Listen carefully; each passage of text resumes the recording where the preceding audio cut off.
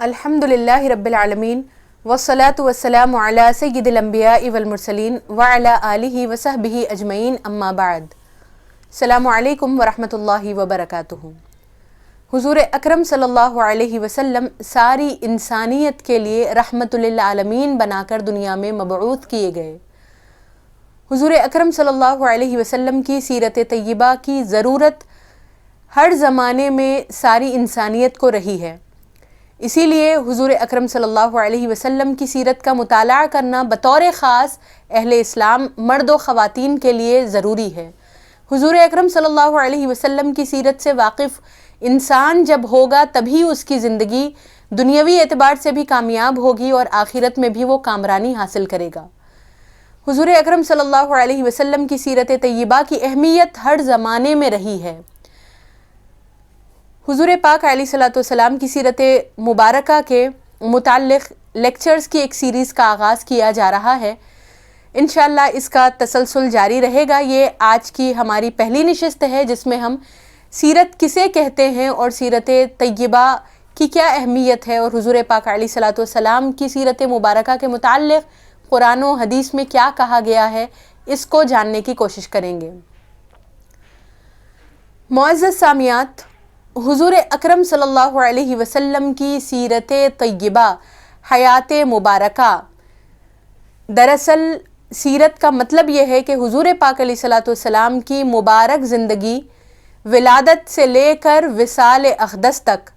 زندگی مبارکہ کے تمام گوشے، آپ کی ذات مبارک، صفات عالیہ،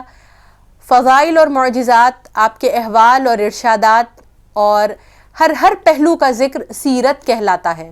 تو گویا کہ مطلب یہ ہے کہ سیرت النبی صلی اللہ علیہ وسلم یعنی حضور اکرم صلی اللہ علیہ وسلم کی مبارک زندگی کے تمام پہلوؤں کا ذکر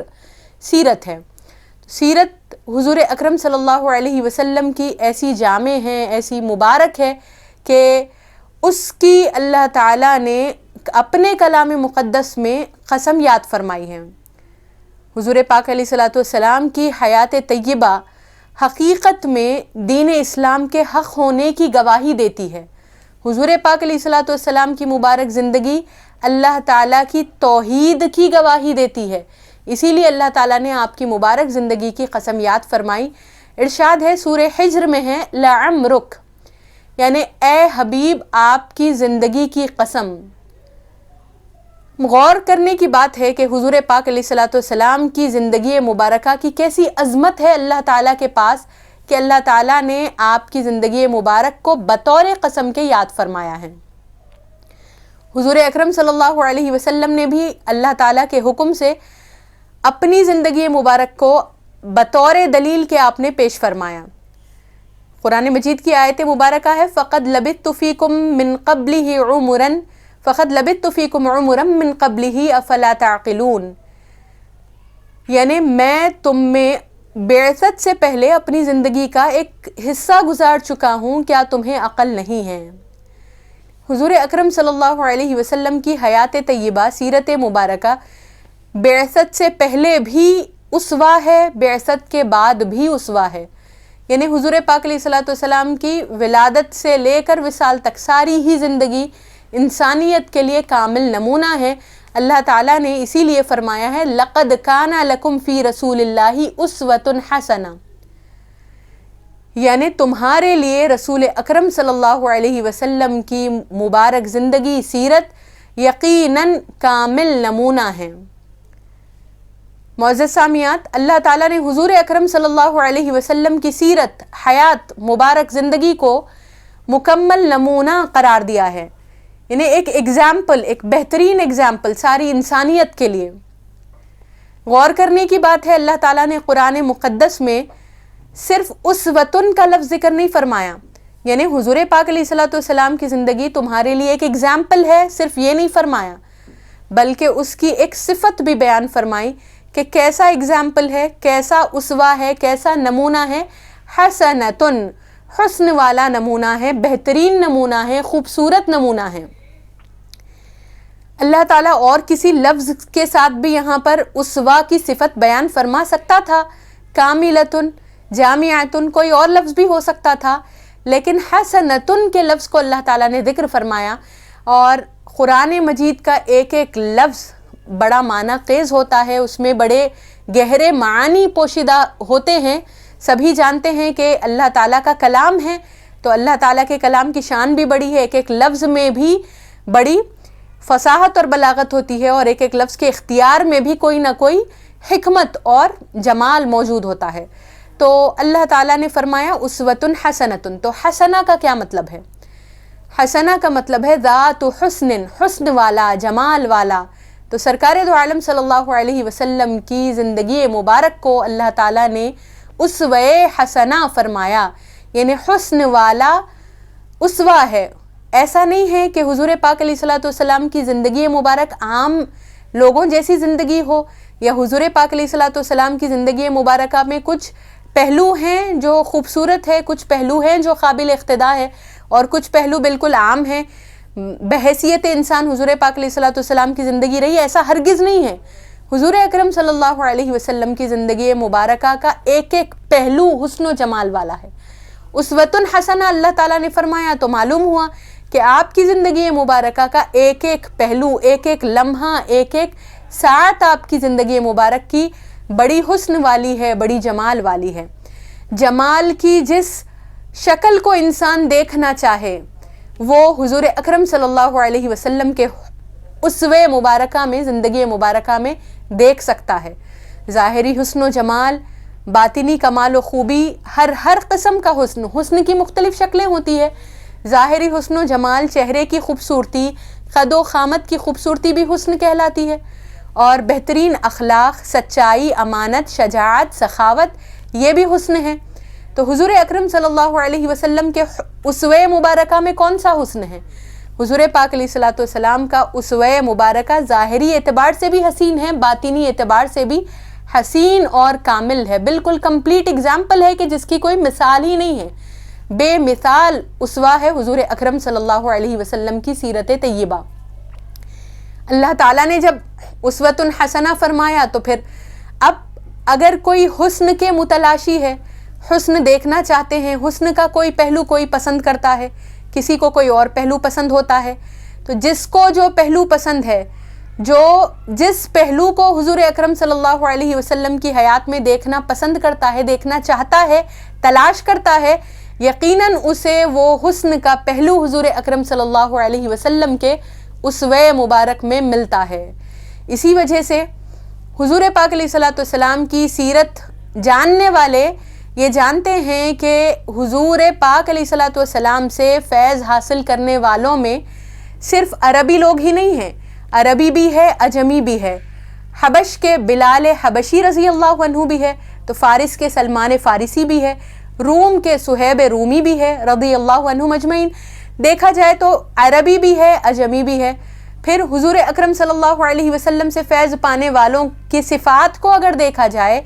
تو بہادر اور پہلوان بھی ہے، کمزور اور ضعیف بھی ہے، طاقتور بھی ہے، ضعیف بھی ہے، مالدار بھی ہے، غریب بھی ہے۔ سماج کا ہر طبقہ حضور اکرم صلی اللہ علیہ وسلم کی سیرت مبارکہ کو دیکھ کر متاثر ہوئے بغیر نہیں رہ سکا، یعنی کوئی طبقہ ایسا ہے ہی نہیں انسانیت کا، نوع انسانی کا، کہ جو حضور اکرم صلی اللہ علیہ وسلم کے حسن و جمال ظاہری اور باطنی کو دیکھے اور متاثر نہ ہو اور آپ کے دامن سے اپنے آپ کو وابستہ نہ کر لے، ایسا ہوا ہی نہیں۔ اسی لیے حضور اکرم صلی اللہ علیہ وسلم سے تعلق رکھنے والوں میں، حضور پاک علیہ الصلوۃ والسلام پر ایمان لانے والوں میں، اور آپ سے فیض حاصل کر کے آپ کی زندگی مبارکہ کو اسوہ بنانے والے حضرات میں ہمیں ہر طرح کے لوگ نظر آتے ہیں۔ معزز سامعات، حضور اکرم صلی اللہ علیہ وسلم کے اسوہ مبارکہ کو جب اللہ تعالیٰ نے اسوہ حسنہ فرمایا تو تھوڑا غور کرنے کی ضرورت ہے کہ حضور پاک علیہ الصلوۃ والسلام کی زندگی مبارکہ کیسی عظیم الشان ہے، کیسی عظمتوں والی ہے کہ اللہ تعالیٰ نے اس کو اسوہ حسنہ سے تعبیر فرمایا۔ کسی بھی ذات کی جب سیرت ساری انسانیت کے لیے نمونہ ہوتی ہے، اگزامپل ہوتی ہے، تو یوں ہی نہیں ہوتی، اس کے لیے چند چیزیں ہونا ضروری ہوتا ہے۔ یعنی حضور اکرم صلی اللہ علیہ وسلم کی سیرت طیبہ جب ساری انسانیت کے لیے اسوہ حسنہ ہے تو مطلب یہ ہے کہ حضور پاک علیہ الصلوۃ والسلام کی سیرت طیبہ محفوظ بھی ہے. ساری زندگی مبارک حضور پاک علیہ الصلوۃ والسلام کی ایسی محفوظ، مستند اور معتبر ذرائع سے ہم تک پہنچی ہے کہ جس میں کوئی شک اور شبے کی گنجائش نہیں ہے. اگر حضور پاک علیہ الصلوۃ والسلام کی سیرت طیبہ کے پہلو موجود نہیں ہوتے، محفوظ نہیں ہوتے، تو پھر حضور اکرم صلی اللہ علیہ وسلم کی سیرت مبارکہ کو اللہ تعالیٰ اسوہ حسنہ نہیں فرماتا تھا. اسوہ حسنہ فرمانے سے ہی یہ معلوم ہوا کہ آپ کی زندگی مبارکہ اللہ تعالیٰ نے محفوظ بھی رکھی ہے تاکہ اس کی اقتداء کی جائے. تو حضور پاک علیہ الصلوۃ والسلام کی زندگی مبارک میں ہمیں ساری رہنمائی ملتی ہے، زندگی کے ہر گوشے کے لیے موجود ہے ہمارے پاس محفوظ. بلا شک و شبہ ہم مستند ذرائع جو ہم تک حضور پاک علیہ الصلوۃ والسلام کی سیرت جس کے ذریعے سے پہنچی ہے، ہم اس پر اعتماد کر سکتے ہیں. دوسری بات یہ بھی ہے کہ حضور اکرم صلی اللہ علیہ وسلم کی سیرت کو اسوہ حسنہ نے اللہ تعالیٰ فرمایا، تو مطلب یہ ہوا کہ آپ کی سیرت طیبہ، آپ کی زندگی مبارکہ کسی ایک مخصوص زمانے یا کسی ایک مخصوص جگہ اور علاقے کے لوگوں کے لیے نہیں ہے، بلکہ عالمگیر ہے، سب کے لیے ہے. سب کے لیے نمونہ اللہ تعالیٰ نے فرمایا تو سب کے لیے شروع سے ہی ہے. تو سرکار دو عالم صلی اللہ علیہ وسلم کی سیرت طیبہ سب کے لیے نمونہ اور اگزامپل اس لیے ہے کہ حضور پاک علیہ الصلوۃ والسلام کی بعثت ساری انسانیت کے لیے ہے. آپ رحمت للعالمین ہیں. سب کے لیے حضور اکرم صلی اللہ علیہ وسلم کو اللہ تعالیٰ نے مبعوث فرمایا. صرف اہل مکہ کے لیے، اہل عرب کے لیے حضور اکرم صلی اللہ علیہ وسلم کی بعثت نہیں ہے، یا صرف اس مخصوص دور کے لیے نہیں ہے، اس مخصوص وقت کے لیے نہیں ہے جس میں آپ کی ولادت ہوئی اور آپ کی حیات ظاہری رہی، اس حد تک، اس زمانے تک کے لیے رہنمائی نہیں ہے. تو حضور پاک علیہ الصلوۃ والسلام کی سیرت اور آپ کی مبارک تعلیمات آفاقی ہے، سب کے لیے ہے، سب جگہوں کے لیے اور سب زمانوں کے لیے ہیں. اور حضور اکرم صلی اللہ علیہ وسلم کی سیرت کو اللہ تعالیٰ نے اسوہ حسنہ فرمایا تو یہ عالمگیر ہے، یعنی آپ کا لایا ہوا پیام اور آپ کا دیا ہوا نظام ایسا جامع ہے کہ انسان کی زندگی کے ہر گوشے کے لیے اس میں رہنمائی موجود ہے. زندگی کے جو بھی پہلو ہوتے ہیں، پیدا ہونے سے لے کے مرنے تک، خوشی اور غمی کے موقع ہوتے ہیں، اور عبادت کے، معاملات کے جو بھی پہلو ہوتے ہیں، اسی طرح انسان کی تنہائی کے، خلوت و جلوت کے جو پہلو ہوتے ہیں جس میں رہنمائی کی ضرورت ہوتی ہے، یا تجارت ہو یا عبادت ہو یا نکاح ہو، طلاق ہو، خوشی کا موقع ہو، غم کا موقع ہو، انسان کو رہنمائی کی ضرورت پڑتی ہے. کھانے پینے کے آداب بھی ہیں، اور سارے انسان کو جو جو چیزوں کی ضرورت ہوتی ہے، ساری چیزوں کے لیے انسان کو رہنمائی کی ضرورت ہوتی ہے. تو سرکار دو عالم صلی اللہ علیہ وسلم کی سیرت طیبہ سارے پہلوؤں میں ہماری رہنمائی کرتی ہے. حضور اکرم صلی اللہ علیہ وسلم نے زندگی کے ہر گوشے کے لیے ہم کو تعلیم دی ہے. ایسا کوئی گوشہ نہیں ہے زندگی کا کہ جس میں ہمیں حضور اکرم صلی اللہ علیہ وسلم کی مقدس اور پاکیزہ تعلیمات سے رہنمائی نہیں ملتی. جامع ترمذی کی ایک روایت ہے، حضرت سلمان فارسی رضی اللہ عنہ کے سامنے کچھ غیروں نے حضور اکرم صلی اللہ علیہ وسلم نے جو بیت الخلاء جانے کے آداب سکھائے ہیں اس کا مذاق اڑایا، اور مذاق اڑاتے ہوئے کہنے لگے کہ تمہارے نبی نے تم کو ہر بات سکھائی، حتیٰ کہ یہ بات بھی سکھائی. تو حضرت سلمان فارسی رضی اللہ عنہ نے بڑے فخر سے، بڑے حکمت سے جواب دیا کہ ہاں، ہمارے نبی اکرم صلی اللہ علیہ وسلم نے ہمیں زندگی کا ہر طریقہ سکھایا. حضور اکرم صلی اللہ علیہ وسلم نے یہ آداب بھی ہمیں سکھائے. یعنی یہ تو انسان کی فطری ضرورت ہے، ہر انسان کچھ نہ کچھ طریقہ اختیار کر ہی لیتا ہے، لیکن اس میں بھی حضور اکرم صلی اللہ علیہ وسلم نے رہنمائی فرمائی ہے. تو مطلب یہ ہوا کہ زندگی کا کوئی گوشہ ایسا ہے ہی نہیں کہ جس میں ہمیں حضور اکرم صلی اللہ علیہ وسلم کی حیات طیبہ، سیرت مبارکہ سے روشنی نہ ملتی ہو، رہنمائی نہ ملتی ہو. سرکار دو عالم صلی اللہ علیہ وسلم کو اللہ تعالیٰ نے سارے انسانیت کے لیے اسوہ اور بہترین اگزامپل بنایا ہے. تو حضور پاک علیہ الصلوۃ والسلام کی سیرت مبارکہ کو ہم پڑھیں. ہمارے لیے ضروری ہے کہ اب یہ اسوہ حسنہ سے حسن ہم اپنی زندگی میں حاصل کر سکتے ہیں. کس طرح سے اسوہ حسنہ سے واقف ہوں، حضور اکرم صلی اللہ علیہ وسلم کی سیرت طیبہ کا مطالعہ کریں۔ حضور اکرم صلی اللہ علیہ وسلم نے جب بیت الخلاء کے آداب کی بھی تعلیم فرمائی تو غیروں نے اس کا مذاق اڑایا۔ حضرت سلمان فارسی رضی اللہ عنہ سے ذکر کیا بطور تمسخر کہ تمہارے نبی نے تمہیں یہ بھی سکھایا، تو حضرت سلمان فارسی رضی اللہ عنہ نے بطور فخر کے فرمایا کہ ہاں، ہمارے نبی اکرم صلی اللہ علیہ وسلم نے ان آداب میں بھی ہمیں تشنا نہیں چھوڑا، یہ آداب بھی ہمیں سکھائے۔ تو اتنی چھوٹی باتیں جو انسان کی فطرت اور ضرورت ہے، اس کے متعلق بھی حضور اکرم صلی اللہ علیہ وسلم نے ہمیں رہنمائی عطا فرمائی ہے، تعلیم عطا فرمائی، تاکہ انسان کسی غلطی کا ارتکاب نہ کرے اور انسان شیطان کے فریب اور شیطان کے دھوکے میں نہ پڑ جائے اور اس کو کوئی نقصان نہ ہو۔ کسی بھی زندگی کے کام میں انسان کو غلطی کرنے کی وجہ سے یا اپنی مرضی کے مطابق یا اپنی عقل کے مطابق کوئی عمل کر لینے کی وجہ سے نقصان اٹھانے کا امکان ہوتا ہے۔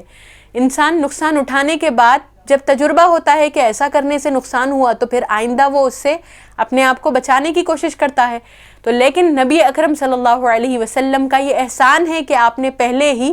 نقصان سے بچانے کے لیے انسانیت کو ایسے ایسے احکام عطا فرمائے کہ اس پر اگر عمل کر لیا جائے تو انسان کا دنیا میں بھی فائدہ ہے اور آخرت بھی اس کی سنور جائے گی۔ تو حضور اکرم صلی اللہ علیہ وسلم کا اسوہ مبارکہ،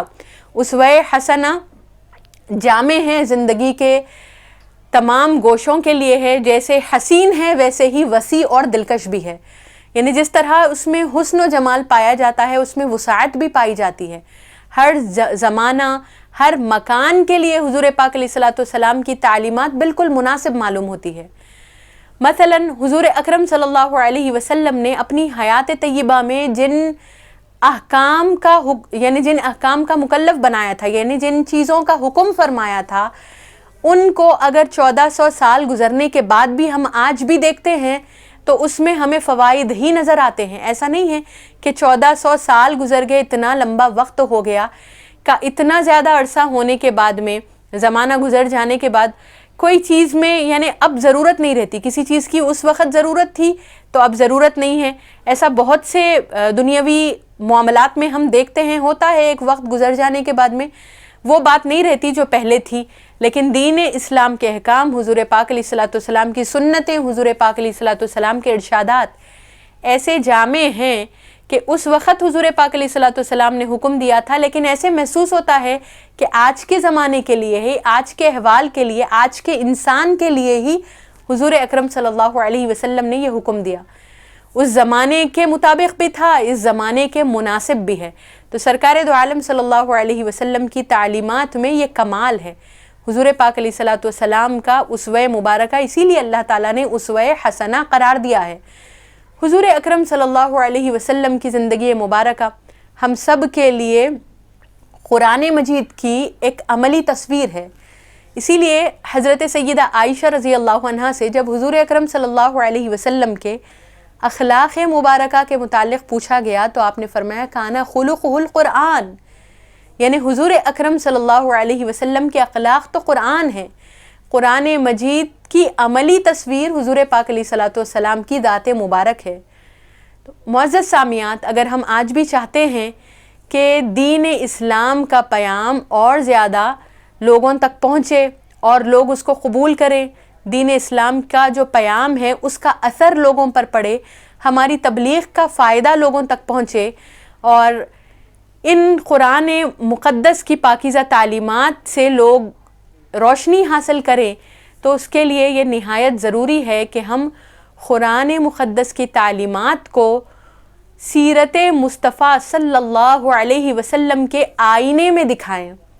لوگوں کو صرف قرآن مجید کی تعلیمات نہ پہنچائیں بلکہ قرآن مجید کی تعلیمات حضور اکرم صلی اللہ علیہ وسلم کی سیرت کے آئینے میں بتلائیں، لوگوں کو دکھلائیں، تب یقیناً سیرت مبارکہ کے گوشوں اور پہلوؤں کو دیکھ کر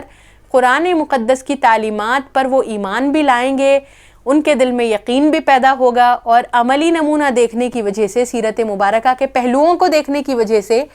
ان کے دل حضور اکرم صلی اللہ علیہ وسلم کی محبت سے سرشار ہو جائیں گے، نورانی ہو جائیں گے،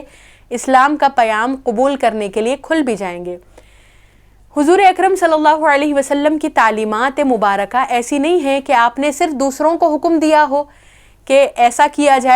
جائے، نظام اخلاق یا عبادات یا معاملات کسی بھی نظام کو دیکھا جائے۔ حضور پاک علیہ الصلوۃ والسلام کا اسوہ ایسا کامل ہے کہ آپ نے کر کے بتلایا ہے۔ آپ نے صرف زبان سے حکم نہیں دیا ہے بلکہ آپ نے عملی اعتبار سے اس کو کر کے بتلایا ہے کہ دیکھو انسان اس طرح سے کر بھی سکتا ہے، اور کرے اگر حوصلہ اپنے اندر پیدا کر ہمت پیدا کر بلند اخلاق اپنے اندر پیدا کرنے کی کوشش کرے اور بلند کردار والا بننے کی کوشش کرے تو اللہ تعالیٰ بھی اس کی مدد فرماتے ہیں۔ تو یہ حضور اکرم صلی اللہ علیہ وسلم نے عملی طور پر کر کے بتلایا ہے کہ انسان اعلیٰ اقدار کا نمونہ اپنے آپ کو کیسے بنا سکتا ہے۔ کئی مثالیں ہیں، ساری سیرت ہی حضور اکرم صلی اللہ علیہ وسلم کی ایک مثال ہے۔ مثال کے طور پر سیرت کے ایک ایک پہلو کو پیش کیا جا سکتا ہے، ایک ایک حدیث کو، ایک ایک سیرت کے واقعے کو پیش کیا جا سکتا ہے۔ ایک دو باتیں میں آپ کے سامنے یہاں ذکر کروں گی۔ حضور اکرم صلی اللہ علیہ وسلم ایک سفر سے واپس تشریف لا رہے تھے، صحابہ کرام بھی آپ کے ساتھ تھے۔ تو سرکار دو عالم صلی اللہ علیہ وسلم ایک جگہ پر پڑاؤ ڈالے اور آپ کے ساتھی بھی وہاں پر ایک منزل پر اتر گئے، رک گئے۔ سفر کا موقع تھا، سارے لوگ اب اس منزل پر تیاری کرنے لگے، کام میں مصروف ہو گئے۔ کوئی پکوان کا انتظام کر رہے تھے، کوئی جانوروں کے چارے کا انتظام کر رہے تھے، کوئی پانی بھر رہے تھے، کوئی کچھ، سب نے ایک ایک ذمہ داری لے لی اور مصروف ہو گئے۔ حضور اکرم صلی اللہ علیہ وسلم نے جب سارے لوگ مشغول ہو گئے تو وہاں سے اٹھ کر آپ تشریف لے گئے۔ کسی کو پتہ نہیں تھا کہ حضور اکرم صلی اللہ علیہ وسلم کہاں تشریف لے گئے۔ کچھ دیر ہوئی، صحابہ کرام نے جب محسوس کیا کہ پیارے آقا علیہ الصلوۃ والسلام یہاں موجود نہیں ہیں تو ان میں بے چینی کی کیفیت پیدا ہوئی، اضطراب پیدا ہوا کہ پتہ نہیں حضور اکرم صلی اللہ علیہ وسلم تنہا کہاں تشریف لے گئے ہیں۔ جب اضطراب ان کا بڑھا، بے چینی بڑھی تو وہ انتظار میں یعنی بہت زیادہ مضطرب ہو گئے۔ تو دور سے دیکھا کہ ایک نورانی شخصیت تشریف لا رہی ہے۔ جب قریب آئے تو وہ حضور اکرم صلی اللہ علیہ وسلم ہیں اور اس کیفیت میں ہیں کہ آپ کے سر انور پر لکڑیوں کا گٹھا ہے۔ صحابہ نے حضور اکرم صلی اللہ علیہ وسلم سے تڑپتے ہوئے کہا کہ یا رسول اللہ، آپ کی خدمت کے لیے ہم کافی تھے، ہم یہ کام کر لیتے تھے، آپ نے کیوں زحمت فرمائی؟ ہم تو آپ کے خادم ہیں، آپ کے غلام ہیں، آپ کی خدمت کو ہم اپنا فخر سمجھتے ہیں۔ تو حضور اکرم صلی اللہ علیہ وسلم نے فرمایا نہیں، مجھے یہ مناسب نہیں معلوم ہوا کہ تم سب کاموں میں مصروف رہو اور میں اطمینان سے بیٹھا رہوں، یہ مجھے پسند نہیں آیا، اسی لیے میں نے بھی یہ کام کیا۔ معزز غور کرنے کی بات ہے نبی اکرم صلی اللہ علیہ وسلم کا کیسا مقام اور مرتبہ ہے۔ حضور اکرم صلی اللہ علیہ وسلم سید الانبیاء والمرسلین ہیں، حبیب رب العالمین ہیں، اللہ کے حبیب، اللہ کے محبوب۔ آپ کی یہ شان ہے کہ اگر آپ کی مرضی ہوتی تو مکے کے پہاڑ سونے کے بن کے آپ کے ساتھ چلتے۔ جن و انس اور سارے ملائک آپ کی خدمت کو اپنا شرف سمجھتے ہیں۔ اللہ تعالیٰ اگر چاہے تو اپنی ساری سلطنت کو آپ کی ظاہری اعتبار سے بھی خادم بنا دے اور آپ کی خدمت میں لگا دے۔ اللہ تعالیٰ نے آپ کو زمین کے خزانوں کی کنجیاں عطا فرمائی ہیں۔ دو جہاں کے بادشاہ ہیں حضور اکرم صلی اللہ علیہ وسلم، اور اسوہ مبارکہ دیکھیے، اسوہ حسنہ دیکھیے کہ حضور اکرم صلی اللہ علیہ وسلم صحابہ کرام کے ساتھ بالکل ایک متواضعانہ انداز اختیار کیے ہوئے، تواضع کے ساتھ آپ بھی ان کے کاموں میں مصروف ہیں، ان کے کاموں میں آپ بھی شریک ہیں۔ آپ نے یہ احساس ہونے نہیں دیا کہ حضور اکرم صلی اللہ علیہ وسلم کوئی الگ ہے، ان سے ان میں ملے ہوئے نہیں ہیں، بلکہ آپ نے بھی صحابہ کرام کے ساتھ کئی مواقع ایسے ہیں کہ اس میں آپ نے بھی ان کے کاموں میں شرکت فرمائی۔ یہ حضور اکرم صلی اللہ علیہ وسلم کا ایک عظیم اسوہ ہے، حسنہ ہے، یعنی اسوہ حسنہ ہے۔ دنیا کا کوئی بڑا بادشاہ اس کی مثال پیش ہی نہیں کر سکتا۔ کسی کی زندگی میں ایسا بے مثال نمونہ ہمیں مل ہی نہیں سکتا۔ حضور اکرم صلی اللہ علیہ وسلم تاجدار کائنات ہے، لیکن آپ کے تواضع کی بھی یہ شان ہے۔ اور آپ نے اس طرح سے لوگوں کو انسانیت سکھائی ہے۔ اور ایک واقعہ غزوہ خندق کا مشہور ہے۔ سیرت جاننے والے، حضور اکرم صلی اللہ علیہ وسلم کی سیرت سے کچھ نہ کچھ مناسبت رکھنے والے، کچھ نہ کچھ جو پڑھے ہیں یا سنے ہیں جانتے ہیں کہ خندق کا موقع تھا جب صحابہ کرام زمین میں خندق یعنی گڑھا کھودنے میں مصروف تھے، تو بہت زیادہ کام تھا، سارے صحابہ کرام مصروف تھے، تو بڑا سخت محنت کا کام بھی تھا۔ حضور اکرم صلی اللہ علیہ وسلم کو بھی صحابہ نے دیکھا کہ آپ بھی کبھی زمین پر خندق کھود رہے ہیں، یعنی کھودنے کے عمل میں آپ بھی شرکت فرمائے ہیں، اور کبھی مٹی اٹھا کر جس طرح صحابہ کرام لے جا کر دور پھینک کر آتے تھے، حضور اکرم صلی اللہ علیہ وسلم نے بھی مٹی کی ٹوکری کو اپنے سر انور پر اٹھایا اور آپ بھی لے جا رہے ہیں۔ اس طرح حضور اکرم صلی اللہ علیہ وسلم نے صحابہ کرام کے درمیان میں رہ کر یہ تعلیم فرمائی کہ دیکھو حضور اکرم صلی اللہ علیہ وسلم کی سیرت مبارکہ ایسی اثر انگیز ہے، ایسی جامع ہے کہ حضور پاک علیہ الصلوۃ والسلام کی سیرت کو جاننے والے آپ کی سیرت کو جو دیکھتے ہیں، پڑھتے ہیں، آپ کی تعلیمات سے متاثر ہوئے بغیر نہیں رہ سکتے۔ تو سرکار دو عالم صلی اللہ علیہ وسلم کا یہ اسوہ حسنہ ہر حیثیت سے ہے۔ حضور اکرم صلی اللہ علیہ وسلم نبی اور رسول ہونے کی حیثیت سے بھی آپ نے تبلیغ احکام کے سلسلے میں کیا ذمہ داریاں ہوتی ہے، اور کس طرح اللہ تعالیٰ کی امانت کو، اللہ تعالیٰ کے احکام کو بندوں تک آپ نے پہنچایا، یہ بھی ہمارے لیے اسوہ ہے۔ حضور اکرم صلی اللہ علیہ وسلم کی آئلی زندگی، آپ کی ازدواجی زندگی بھی ہمارے لیے اسوہ اور نمونہ ہے کہ کس طرح ایک انسان کو اپنی زوجہ کا حق ادا کرنا چاہیے، ازدواجی حقوق ادا کرنے چاہیے، کیسا معاملہ اپنے گھر والوں کے ساتھ رکھنا چاہیے، اس سلسلے میں بھی حضور اکرم صلی اللہ علیہ وسلم نے تعلیمات بھی دی ہے۔ زبان مبارک سے، عمل مبارک سے بھی آپ نے تعلیم فرمایا ہے کہ انسان ہمیشہ اپنی زندگی کو چاہے خلوت میں ہو، جلوت میں ہو، لوگوں کے ساتھ ہو یا گھر والوں کے ساتھ ہو، ہمیشہ اخلاص کے ساتھ، خوف خدا کے ساتھ گزارنے کی کوشش کرے۔ آپ نے یہی فرمایا کہ میرے رب نے مجھے 9 چیزوں کا حکم دیا ہے،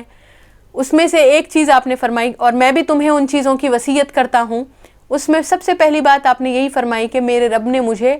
خلوت میں بھی جلوت میں بھی اخلاص کا مظاہرہ کرنے کا حکم دیا ہے۔ تو حضور پاک علیہ الصلوۃ والسلام کی زندگی مبارکہ اس حیثیت سے بھی اور سیاسی اعتبار سے بھی، علم و حکمت کے میدان میں بھی، ہر میدان میں جو پہلو بھی انسان دیکھنا چاہے، جس پہلو میں، جس میدان میں رہنمائی حاصل کرنا چاہے، حضور پاک علیہ الصلوۃ والسلام کی زندگی مبارکہ سے وہ رہنمائی حاصل کر سکتے ہیں۔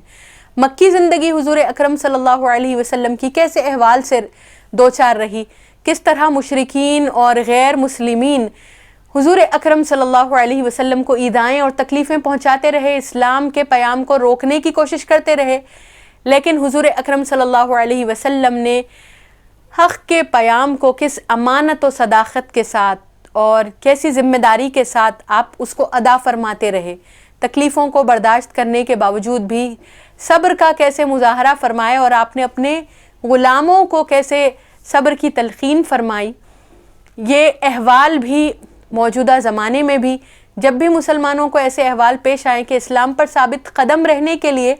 دشواریاں اٹھانی پڑے، تو ہم یاد کر لیں حضور اکرم صلی اللہ علیہ وسلم کی مکی زندگی کو کہ حضور پاک علیہ الصلوۃ والسلام نے کیا حکم فرمایا اور کیسے ثابت قدم رہنے کا حکم فرمایا، اور آپ کیسے ثابت قدم رہے۔ تو ان مشکلات اور ان مصائب سے تو کسی بھی زمانے کی مشکلات اور مصائب کا تقابل کیا ہی نہیں جا سکتا، تو اتنی مشکلات اور مصائب میں اسوہ حضور پاک علیہ الصلوۃ والسلام کا جو بہترین صبر والا ہے، حوصلے والا ہے اور تبلیغ کے لیے پرعزم حضور اکرم صلی اللہ علیہ وسلم رہیں اور رہنے کا حکم فرمائے ہیں، یہ انسان اگر مطالعہ کرے اور کوشش کرے محبت کے ساتھ حضور اکرم صلی اللہ علیہ وسلم کی سیرت طیبہ پر عمل کرنے کی کوشش کرے، محبت سے مطالعہ کرے، تو یقیناً اس کی برکتیں اسے ملتی ہے۔ پھر حضور اکرم صلی اللہ علیہ وسلم کی مدنی زندگی مبارک، صلح حدیبیہ سے پہلے، صلح حدیبیہ کے بعد، سیاسی اعتبار سے مسلمانوں کو کب کیا کرنا چاہیے، کیسے مسلمانوں کو ترقی کرنے کی کوشش کرنی چاہیے اور اسلام کے پیام کو آفاق عالم تک پہنچانے کی کوشش کرنی چاہیے، یہ بھی سیکھنے کو ملتا ہے۔ ہر پہلو حضور اکرم صلی اللہ علیہ وسلم کی زندگی مبارک کا علمی اعتبار سے، عملی اعتبار سے، معاملات میں، عبادات میں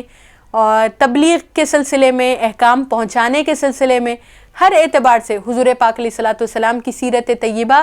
یقیناً ساری انسانیت کے لیے اسوہ حسنہ ہے۔ موجودہ زمانہ تو بے راہ روی کا زمانہ ہے، ہر طرف گمراہی، بدعقیدگی، بے ایمانی، کفر و ضلالت چھائی ہوئی ہے۔ ایسے بے حیائی کے عالم میں، ایسی زمانے میں کہ جہاں ترقی علم کی عروج پر ہے لیکن انسانیت کے اقدار بالکل پامال ہو رہے ہیں، ایسے موقع پر تو ان اور زیادہ ضرورت بڑھ جاتی ہے حضور اکرم صلی اللہ علیہ وسلم کی سیرت سے واقف ہونے اور آپ کی سیرت طیبہ کو پھیلانے کی ضرورت بڑھ جاتی ہے۔ خاص طور پر اہل اسلام کے لیے، مسلمان ماؤں اور بہنوں کے لیے حضور اکرم صلی اللہ علیہ وسلم کی سیرت کو جاننا اور ان پر عمل کرنے کی کوشش کرنا بہت ضروری ہے، کیونکہ حالات زمانہ سے، زمانے کی گمراہیوں سے، زمانے کے فتنے اور فساد سے اگر انسان کو کوئی چیز بچا سکتی ہے تو وہ حضور اکرم صلی اللہ علیہ وسلم کی سیرت طیبہ ہے۔ قرآن مقدس کی تعلیمات حضور اکرم صلی اللہ علیہ وسلم کی سیرت مبارکہ کے آئینے میں اگر پڑھی جائے اور ان پر عمل کرنے کی کوشش کی جائے تو یقیناً انسان کامیاب ہو سکتا ہے، ضلالت سے بھی نجات پا سکتا ہے، ہدایت پر ثابت قدم رہ سکتا ہے۔ اللہ تعالیٰ سے دعا ہے کہ وہ ہم سب کو حضور اکرم صلی اللہ علیہ وسلم کی سیرت طیبہ کو پڑھنے اور سمجھنے اور اس پر عمل کرنے اور سیرت طیبہ کے آفاقی پیام کو دوسروں تک پہنچانے کی توفیق عطا فرمائے۔ معزز سامعات، آپ نے حضور اکرم صلی اللہ علیہ وسلم کی سیرت مبارکہ، حضور پاک علیہ الصلوۃ والسلام کی سیرت طیبہ کی اہمیت اور ضرورت، حضور پاک علیہ الصلوۃ والسلام کے اسوہ حسنہ کے متعلق چند باتیں سماعت فرمائی ہیں۔ اب میں حضور اکرم صلی اللہ علیہ وسلم کی سیرت طیبہ پر بزرگوں نے کس طرح عمل کیا اور بزرگوں کا حضور پاک علیہ الصلوۃ والسلام کے اسوہ حسنہ سے کیسا تعلق رہا، اس کو آپ کے سامنے مختصراً عرض کروں گی۔ حضرت امام شافعی رحمۃ اللہ علیہ فرماتے ہیں، بڑے امام ہیں امام شافعی رحمۃ اللہ علیہ، بڑے محدث، بڑے فقیہ ہیں۔ آپ کا یہ ارشاد ہے کہ جب میں کسی کو حضور اکرم صلی اللہ علیہ وسلم کی سنتوں کی پیروی کرتے ہوئے دیکھتا ہوں، حضور پاک علیہ الصلوۃ والسلام کی سیرت طیبہ پر عمل کرتا ہوا پاتا ہوں تو مجھے یوں محسوس ہوتا ہے گویا کہ وہ صحابی ہے، میں صحابی کو دیکھ رہا ہوں۔ مطلب یہ ہے کہ حضور اکرم صلی اللہ علیہ وسلم کے اسوہ حسنہ کی پیروی صحابہ کرام کامل طور پر کیا کرتے تھے۔ سرکار دو عالم صلی اللہ علیہ وسلم کی سیرت طیبہ کے سانچے میں صحابہ کرام ڈھلے ہوئے تھے، تو بعد والے زمانے میں بھی اگر کوئی حضور اکرم صلی اللہ علیہ وسلم کی سیرت طیبہ کی کامل اتباع کرتا ہے تو دیکھنے والوں کو یوں محسوس ہوتا ہے کہ یہ صحابہ کے طریقے پہ چل رہا ہے، یہ تو سیرت نبوی صلی اللہ علیہ وسلم کے طریقے پر چل رہا ہے، کیونکہ صحابہ کرام حضور اکرم صلی اللہ علیہ وسلم کی سیرت طیبہ پر مکمل عمل فرمایا کرتے تھے۔ اس سلسلے میں امام مالک رحمۃ اللہ علیہ کیا فرماتے ہیں؟ آپ کا یہ ارشاد مبارک ہے کہ حضور اکرم صلی اللہ علیہ وسلم کی سنت، آپ کی سیرت، آپ کا اسوہ حسنہ کشتی نوح کی طرح ہے، جو اس میں سوار ہوا کامیاب ہو گیا اور جو اس سے پیچھے رہا وہ غرق ہو گیا۔ تو مطلب یہ ہے کہ جو حضور اکرم صلی اللہ علیہ وسلم کی سیرت طیبہ، آپ کے اسوہ حسنہ پر عمل کرتا ہے تو وہ گویا کہ کشتی نوح میں بیٹھ گیا اور طوفان سے نجات پا گیا۔ حضرت نوح علیہ السلام کے زمانے میں طوفان آیا تھا، مومنین کشتی میں سوار ہو کر نجات پائے تھے، تو زندگی میں بھی کفر و شرک کی، بے ایمانی کے طوفان سے بچنے کے لیے، ہلاکت کے طوفان سے بچنے کے لیے، نار جہنم کے طوفان سے بچنے کے لیے یہ ضروری ہے کہ انسان حضور اکرم صلی اللہ علیہ وسلم کی سیرت طیبہ کی کشتی میں سوار ہو جائے۔ اس میں اگر وہ سوار ہو جائے گا تو پھر نجات پائے گا، ہر ہلاکت، بربادی سے، کفر و شرک سے اور دنیا و آخرت کے ناکامی اور نقصان سے وہ بچا رہے گا۔ امام زہری بڑے محدث ہیں، وہ فرماتے ہیں الاعتصام بالسنتی نجاتن، حضور اکرم صلی اللہ علیہ وسلم کی سنتوں کو مضبوطی سے پکڑ لینا نجات ہے، یعنی سیرت طیبہ کو جو مضبوطی سے پکڑ لیتا ہے یعنی اس پر عمل کرتا ہے، حضور اکرم صلی اللہ علیہ وسلم کے اسوہ حسنہ کے مطابق جو اپنی زندگی بنا لیتا ہے وہی نجات پاتا ہے۔ نجات کا یہی طریقہ ہے کہ حضور اکرم صلی اللہ علیہ وسلم کی سیرت کی طرف رجوع کیا جائے، اس کو پڑھا جائے، اس کو سمجھیں اور اس پر عمل کرنے کی کامل کوشش کی جائے۔ انسان جب اخلاص کے ساتھ حضور اکرم صلی اللہ علیہ وسلم کی محبت دل میں رکھتے ہوئے اس جذبے کے ساتھ کوشش کرے گا تو اللہ تعالیٰ بھی اسے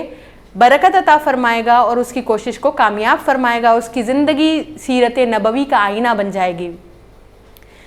حضرت امام ربانی مجدد الفسانی رحمۃ اللہ علیہ کے پاس حضور پاک علیہ الصلوۃ والسلام کی سیرت طیبہ پر عمل کرنے کی کتنی اہمیت ہے، سنتوں پر حضور پاک علیہ الصلوۃ والسلام کی کیسے آپ عمل فرمایا کرتے تھے اور کتنی اس کو اہمیت دیتے تھے، اس قول مبارک سے، آپ کی اس دعائے مبارک سے واضح ہو جاتا ہے جو منقول ہے۔ آپ یہ فرماتے ہیں کہ میں خود اپنے لیے بھی اور دوسروں کے لیے بھی یہی دعا کرتا تھا، یہی دعا کرتا ہوں، اے اللہ مجھے جب تک تو زندہ رکھ حضور اکرم صلی اللہ علیہ وسلم کی سیرت طیبہ، آپ کی سنتوں پر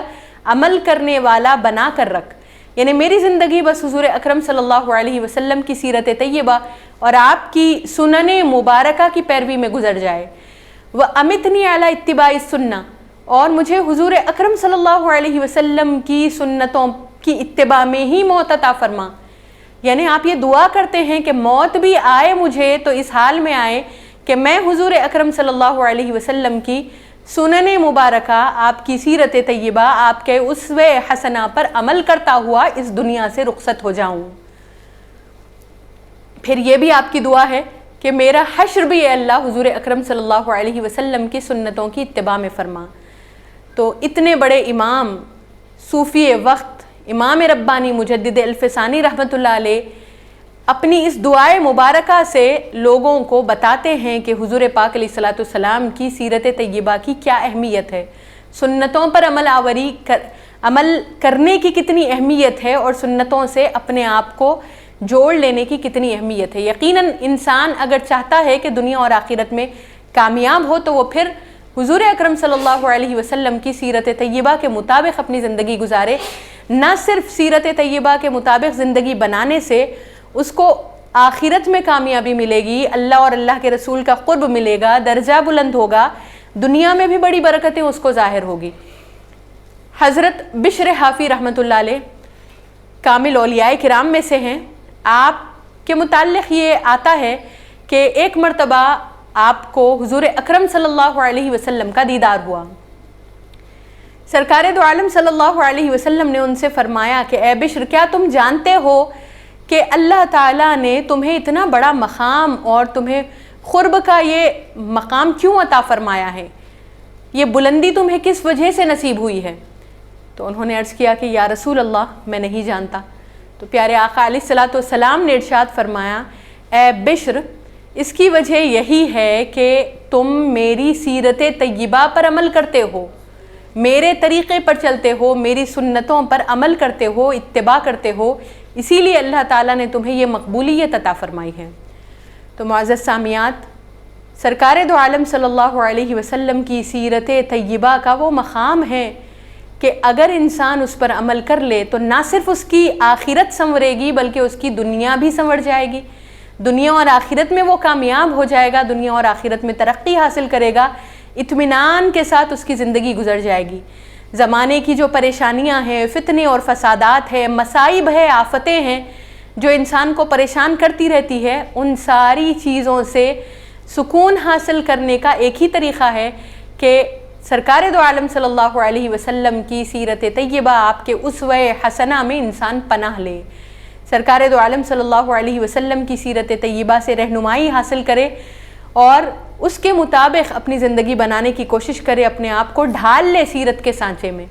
تو پھر وہ یقیناً اس کی مشکلات میں کام آئے گا، اس کی مشکلات اور پریشانیاں بھی اس کی برکت سے دور ہو جائے گی اور اطمینان اور سکون کے ساتھ اس کی زندگی گزرے گی۔ معزز سامعات، ہمارے اسلاف، ہمارے بزرگان دین ایک ایک سنت پر عمل کرنے کے لیے کتنی مشکلیں اٹھایا کرتے تھے، کتنی تکالیف اور پریشانیوں کا ان کو سامنا کرنا پڑتا تھا، لیکن پھر بھی وہ کسی بھی بڑی سے بڑی مصیبت اور آفت کے آنے کے باوجود بھی سرکار دو عالم صلی اللہ علیہ وسلم کی ایک چھوٹی چھوٹی سنت کو بھی نہیں چھوڑتے تھے. یعنی یہ نہیں سمجھتے تھے کہ اگر میں یہ سنت کو ایک مرتبہ چھوڑ دوں گا تو کیا ہوگا، زندگی بھر تو سنتوں پر عمل کرتا رہا، ایسا خیال انہیں نہیں آتا تھا. اتنی اہمیت ان کے پاس سنتوں کی تھی.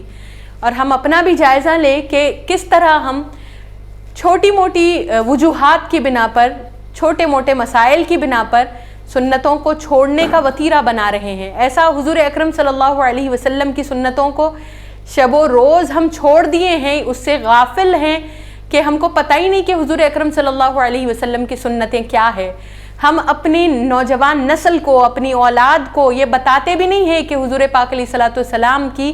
کھانے پینے کی سنتیں کیا ہے، اٹھنے بیٹھنے کی سنتیں کیا ہے، چلنے پھرنے کی سنتیں کیا ہے، سونے جاگنے کی سنتیں کیا ہے، سونے کا وقت کیا ہونا چاہیے، جاگنے کا وقت کیا ہونا چاہیے، کھانے کا کیا طریقہ ہونا چاہیے، پینے کا کیا طریقہ ہونا چاہیے، کیا دعائیں ہیں، کھانا کھاتے وقت کیا پڑھنا چاہیے، گھر سے باہر نکلتے وقت کیا پڑھنا چاہیے. حضور اکرم صلی اللہ علیہ وسلم نے سواری پر بیٹھتے وقت کیا پڑھنے کی تلقین فرمائی ہے. ان ساری باتوں سے ہم ناواقف ہیں. تو سنتوں کو ہم جانتے بھی نہیں، حضور اکرم صلی اللہ علیہ وسلم کی سیرت طیبہ کو نہ خود جانتے ہیں، نہ ہم یہ کوشش کرتے ہیں کہ ہم ہماری آنے والی نسل کو اس سے واقف کرائیں تاکہ کم از کم ان کی زندگی سنور جائے. معزز سامعات، یہ ہماری غفلت ہے. اس سے ہم اپنے آپ کو جب تک کہ دور نہیں کریں گے ہم چین و سکون حاصل نہیں کر سکتے. تو ہم اپنی غفلتوں سے دور ہونے کی کوشش کریں، اپنی جہالتوں سے باہر آئے. علم کی دنیا ہے، علم نے کتنی ترقی کر لی ہے، تو ہم بھی کوشش کریں کہ علم دین حاصل کریں، علم شریعت کو حاصل کریں. خاص طور پر قرآن مجید کی تلاوت کے ساتھ ساتھ سرکار دو عالم صلی اللہ علیہ وسلم کی سیرت پڑھیں اور سیرت طیبہ کے پیام کو عام کرنے کی کوشش کریں. تو میں یہ عرض کر رہی تھی کہ بزرگوں کے پاس کتنی اہمیت تھی سرکار دو عالم صلی اللہ علیہ وسلم کی سنتوں کی. حضرت جنید بغدادی رحمۃ اللہ علیہ کو ایک مرتبہ آشوب چشم ہو گیا تھا. تو ظاہر سی بات ہے کہ بڑی تکلیف تھی، تو طبیب کو بلایا گیا. تو غیر مسلم طبیب آیا اور اس نے آپ کا معائنہ کیا اور کوئی دوائی وغیرہ تجویز کی، اور اس نے کہا کہ آپ اپنی آنکھوں پر پانی نہ لگائیں، پانی استعمال نہ کیجئے تو آپ کی آنکھیں ٹھیک ہو سکتی ہے. خیر وہ دوائی دے کر چلا گیا. اس کے بعد جب نماز کا وقت آیا تو آپ نے وضو کے لیے پانی طلب کیا. آپ کے شاگردوں نے، آپ کے احباب نے کہا کہ ابھی طبیب نے کہا ہے کہ آپ کے لیے پانی کا استعمال سخت نقصان دہ ہے، آپ ابھی کچھ انتظار کیے بغیر، توقف کیے بغیر فوری پانی منگا رہے ہیں. تو آپ نے فرمایا کہ اذاں ہو چکی ہے اور مجھے وضو بنانا ہے. وضو حضور اکرم صلی اللہ علیہ وسلم کی سنت مبارکہ ہے. حضور اکرم صلی اللہ علیہ وسلم نے نماز کے لیے وضو کو شرط قرار دیا. طہارت اور پاکی نماز کے لیے ضروری ہے، میں اس کو نہیں چھوڑ سکتا. دنیا کا بڑے سے بڑا طبیب بھی مجھے یہ بتائے کہ وضو سے نقصان ہوگا، لیکن میں حضور اکرم صلی اللہ علیہ وسلم کے ارشاد مبارک پر ہی یقین کروں گا کہ وضو سے برکتیں ملتی ہے، وضو مومن کا ہتھیار ہے. وضو کے جو فوائد حضور اکرم صلی اللہ علیہ وسلم نے بتائے ہیں میں تو اسی پر یقین کرتا ہوں. مجھے کسی طبیب کی کسی بات پر بھروسہ نہیں ہے حضور اکرم صلی اللہ علیہ وسلم کی بات اور آپ کے فرمان کے مقابل میں. چنانچہ آپ نے وضو بنا لیا، دوائی بھی استعمال فرمائی. دوا استعمال کرنا شریعت میں کوئی منع تو نہیں ہے. پھر آپ نے اس کے بعد بھی جو نماز کا وقت آیا وضو بنایا، لیکن دوسرے دن آپ کی آنکھیں بالکل ٹھیک ہو گئی تھی. دوسرے دن طبیب نے بھی دیکھا تو وہ حیران رہ گیا. اس نے کہا کہ اتنی جلدی آپ پر دوا کا اثر کیسے ہو گیا اور اتنی جلدی افاقہ کیسے ہو گیا، آپ نے پانی بالکل استعمال نہیں کیا نا؟ تو آپ نے فرمایا کہ میں نے تمہارے جاتے ہی پانی کو استعمال کیا اور میں نے 2-3 دفعہ وضو بنایا. جب بھی نماز کا وقت آیا وضو بنایا میں نے. یہ وضو کی برکت ہے کہ اللہ تعالیٰ نے حضور اکرم صلی اللہ علیہ وسلم کی سنت پر عمل کرنے کی وجہ سے مجھے اتنی جلدی شفا عطا فرمائی ہے. تو معزز سامعات، ہم ہمارے ذہنوں سے یہ نکال دیں کہ دنیاوی اسباب، دنیاوی علاج، دنیاوی دوا استعمال کرنے سے شفا ملے گی، راحت ملے گی، سکون ملے گا. ایسا نہیں ہے. حقیقت یہ ہے کہ یہ دنیاوی چیزیں اس وقت اثر انداز ہوگی جب اللہ تعالیٰ کا حکم ہوگا، اللہ تعالیٰ کی مرضی شامل ہوگی، حضور اکرم صلی اللہ علیہ وسلم کی نظر عنایت ہوگی۔ تو سرکار دو عالم صلی اللہ علیہ وسلم کی سنتوں پر عمل کرنے کی وجہ سے سرکار دو عالم صلی اللہ علیہ وسلم کی سنتوں پر عمل آوری کی برکتیں یہ نصیب ہوگی کہ زندگی سے مصیبتیں، پریشانیاں اور بیماریاں دور ہو جائیں گی۔ تو ہم یہ کوشش کریں کہ ہم اپنے شب و روز میں، اپنے معمولات میں حضور اکرم صلی اللہ علیہ وسلم کی سنتوں پر عمل پیرا ہو جائیں، سیرت طیبہ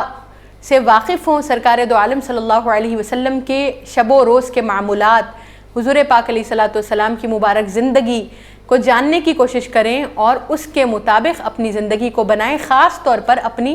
نسل کو ہم یہ تعلیم دے کہ ان کی زندگی آئندہ چل کر بالکل حضور اکرم صلی اللہ علیہ وسلم کی سنتوں کا آئینہ ہونا چاہیے۔ ہمیں کسی اور کا طریقہ اپنانے کی ضرورت نہیں ہے، کسی اور کے طریقے پر چلنے کی ضرورت نہیں ہے۔ ہمارے لیے نبی پاک علیہ الصلوۃ والسلام کی سیرت طیبہ ہدایت کا نور پہلے سے موجود تھا اور موجود ہے اور تا قیامت موجود رہے گا۔ اسی نور سے ہم روشنی حاصل کریں تو جہاں کو، ساری دنیا کو نور دینے والے بن جائیں گے۔ اللہ تعالیٰ ہم سب کو حضور اکرم صلی اللہ علیہ وسلم کی سیرت طیبہ پر عمل کرنے کی توفیق عطا فرمائے، آمین۔